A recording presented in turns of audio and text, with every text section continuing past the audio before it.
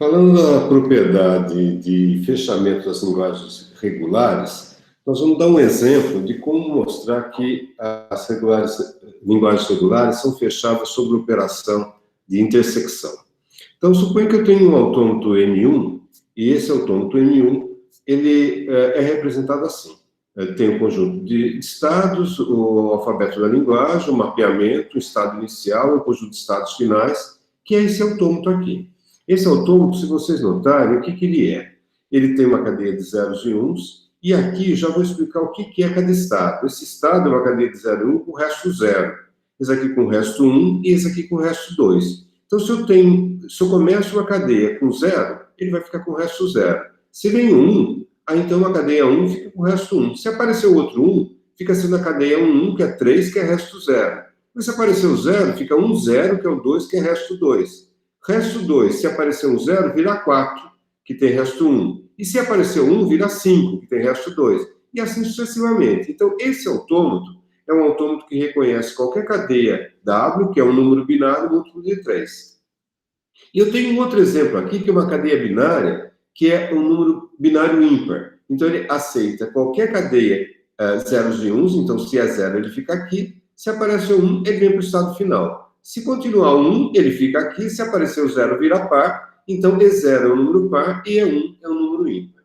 Quem que é a linguagem que eu quero? A linguagem que eu quero é a intersecção das duas. É uma cadeia de zeros e uns, de tal forma que ele tem um número que seja ímpar e múltiplo de 3. Como que eu vou fazer isso?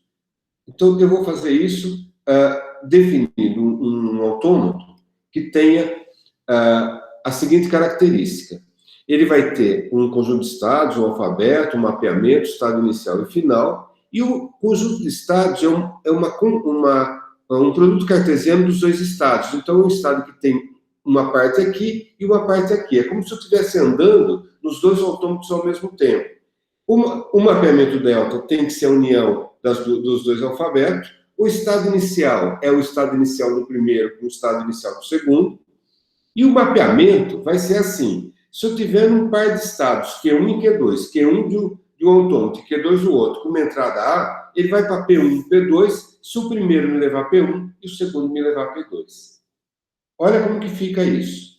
Então, eu tenho esses dois autômatos. Eu começo com R0 e E0, que é o estado inicial daqui com o estado inicial daqui. Se eu fizer uma transição com 0, aqui fica em R0 e aqui em E0. Eu fico nesse mesmo estado. E se eu fizer uma transição com 1, ele vai para R1 e E1. R1 com E1. Como eu tenho um conjunto finito de estados aqui e um conjunto finito de estados aqui, a composição dos dois, do produto cartesiano, tem que ser finito. 3 vezes 2 dá 6. É o máximo número de estados que eu tenho aqui.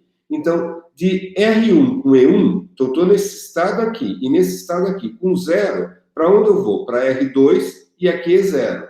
Com 0, eu vou para R2 e E0. Está errado aqui.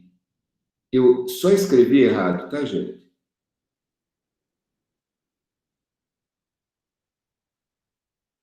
R2 e E0. Esse meu... Não está tão bom essa mesa digitalizadora. Então, R2 e E0, e R2 com E0 com 0, para onde ele vai? Para R1, e E0 com 0 vai para R0. Então, com 0 vai para R1 e E0. E assim sucessivamente. Quem que é o estado final? É o estado final que é final do primeiro e é final do segundo. Se eu colocar isso daqui como estado final, esse autômato está reconhecendo a intersecção das duas linguagens. Agora, se eu escolher como estado final o estado final do primeiro e não escolher o estado final do segundo, quem que eu vou reconhecer? Um número que seja múltiplo de 3 e que não seja ímpar. Eu tenho a diferença de autômatos. Se eu pego como estado final o final do primeiro e não o final do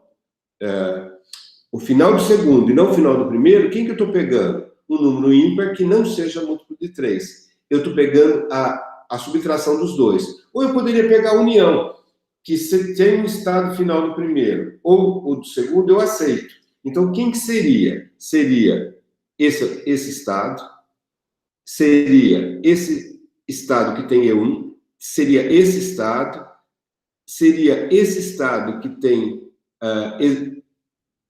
não, esse estado não, e esse estado não. E seria esse estado. Então, ele não teria só esses dois estados como sendo não finais. E com isso se prova que as linguagens regulares são fechadas sobre operação de intersecção, de união, de diferença e de complemento. Complemento.